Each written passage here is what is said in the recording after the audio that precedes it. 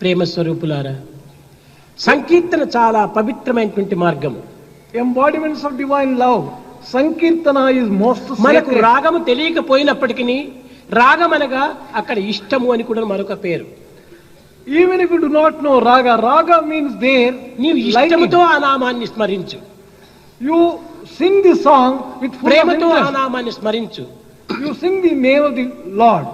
కనుక భగవత్ నామస్మరణ అత్యవసరము.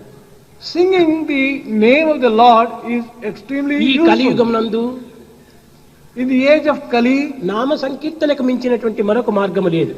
there is no path which is better than singing the glories of the Lord. కృతయుగ ధ్యానము, Meditation in Kruta age, చేతాయుగ యజ్ఞము, Yajna in Treta age, Dwaparayuga అర్చనము, worship in కలియుగ Dwapara, నామస్మరణ.